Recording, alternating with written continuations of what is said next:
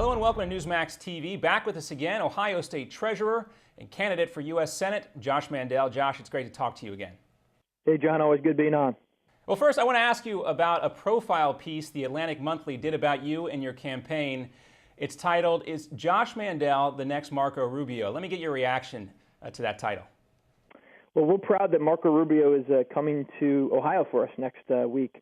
He's going to be in Columbus, Dayton, and Cincinnati, stumping with us and getting to know a lot of the conservatives, and also just across the spectrum, Democrats, Republicans, and independents throughout Ohio. I look to Marco Rubio as one of the main leaders in our country who can steer America in a much better direction economically, culturally, and just someone who I believe has ice in his veins when it comes to making tough decisions.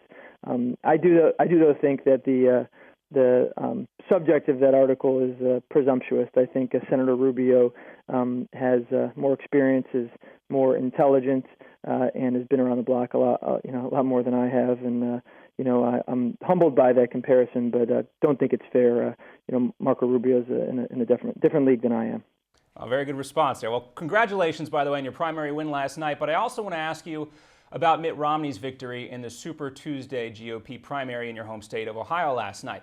What do you take away from the results, and do you think a Romney win helps or hurts your campaign? Time will tell. I have not gotten involved in the presidential elections.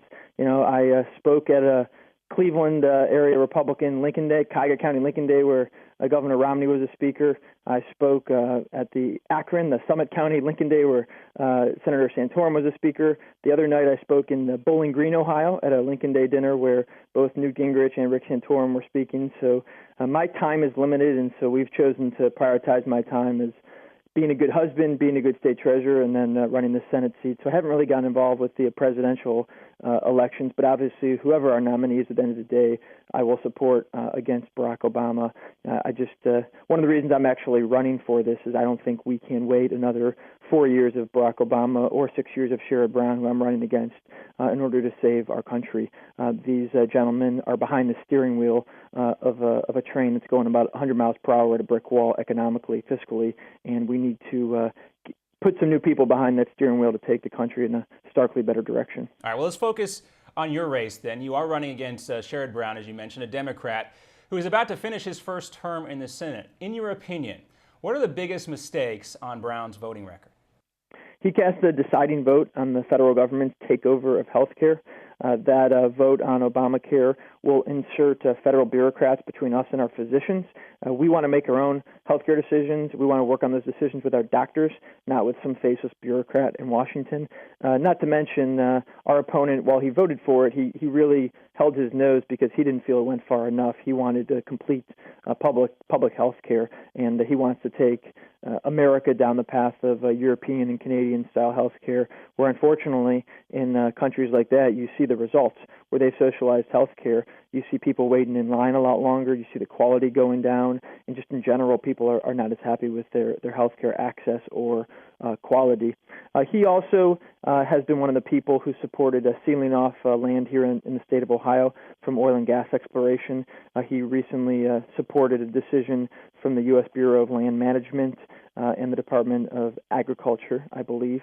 I might have had those organizations mixed up, but it was definitely federal bureaucrats who decided to seal off land here in the state of Ohio from oil and gas exploration at the same time that thousands and thousands of new jobs are being created in this energy space. And I believe in a responsible way where we can protect the air we breathe and the water we drink, we should be exploring for natural resources for the economic strength and national security of America. He also has been one of the main culprits of racking up this incredible debt in Washington.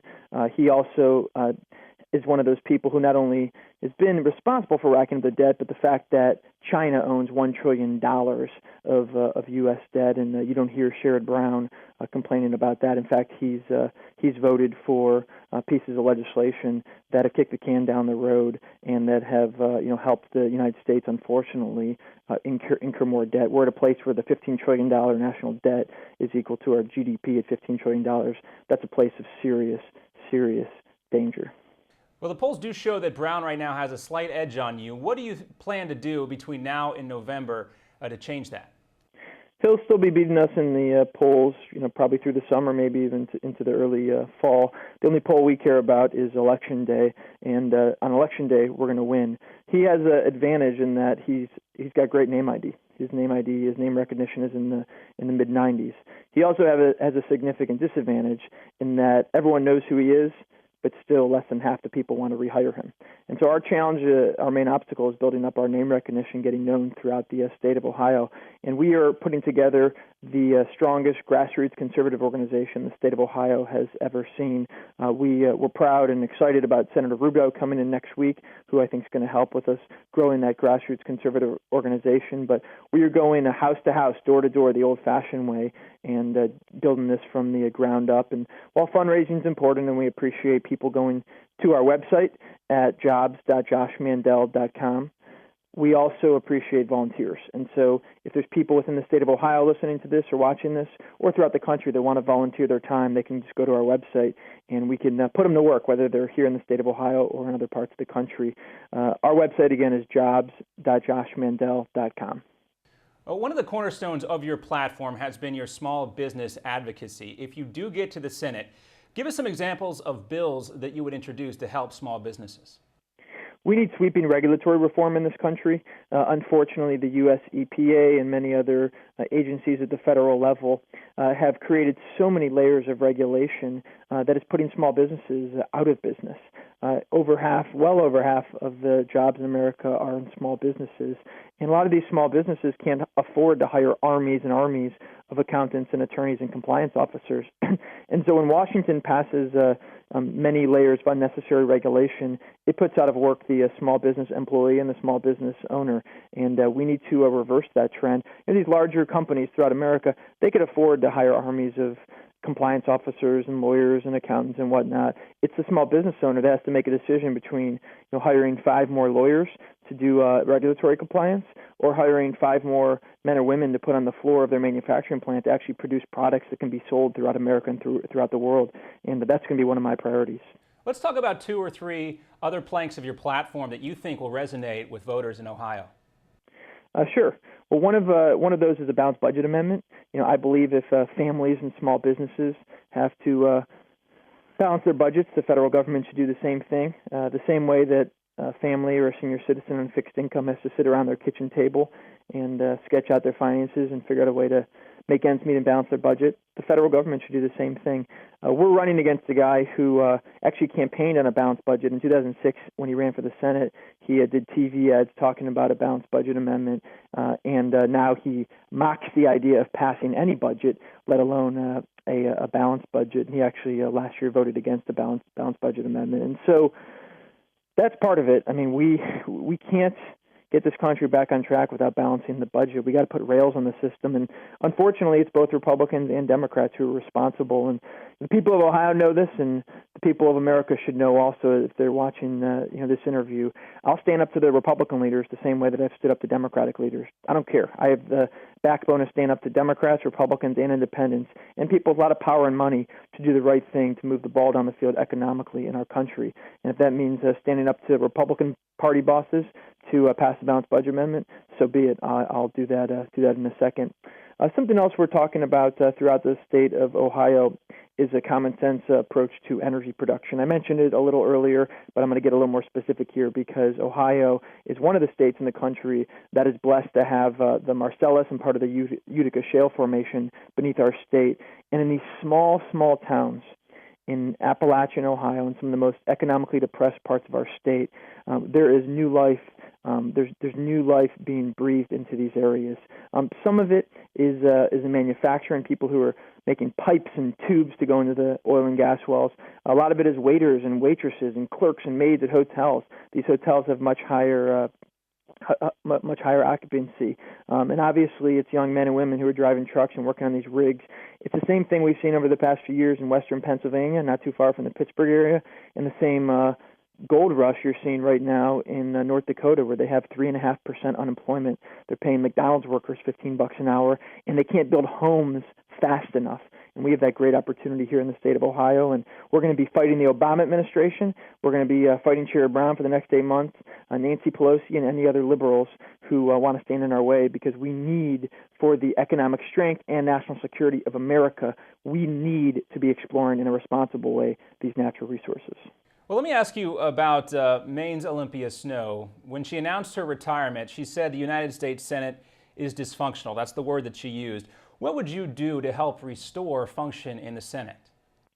Well, I think we need leaders there who are Americans first, conservatives first, before they're Republicans. And I think that describes, so many people on the Republican side of the aisle, but it doesn't describe everyone. I think it's important that people are principled first, and they're looking at their country and their constituents first, and party second. And that's one of the problems that in Washington is I think there's too much blind allegiance to party. Well, Josh, I know that your Marine Corps service and your 2 tours in Iraq have had a big impact on your life. So with that experience, give me your assessment of the job President Obama is doing as Commander-in-Chief. When I talk to Marine buddies of mine, some of whom recently got out or some of whom are still in, they obviously, will take his orders at any time because there's a chain of command, and he's the Commander-in-Chief of our U.S. military, and the respect for that position is greater than any man or woman who ever serves in that position. That being said, when I talk to some of my buddies, they don't have a great deal of respect for him personally as their Commander-in-Chief, and a lot of them feel that he has a condescending aura about him, sort of looks down on them. And these are their words, not mine. And I've heard that over and over and over again, from friends of mine and buddies of mine in the service, and that's a problem.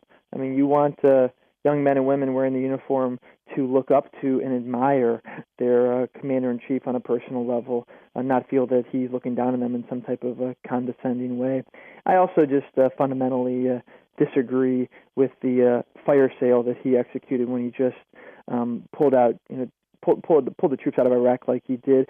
Yeah, I agree. We need to take the training wheels off, and we can't stay in those countries forever. But to do it like he did was just, I believe, irresponsible. And to be providing dates certain to the enemy is irresponsible as well. And so something I feel very strongly about. And listen, my service in the Marine Corps is part of my biography. It's part of my background that I'm proud of.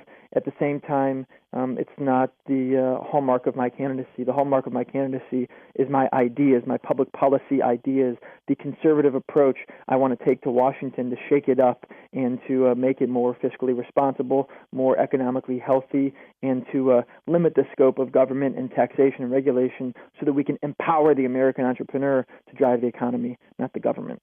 All right, very good. Josh Mandel, currently the Ohio State Treasurer. He's also running for United States Senate, and you can check out his website, jobs.joshmandel.com. Josh, as always, great talking with you. Thanks, John. Take care.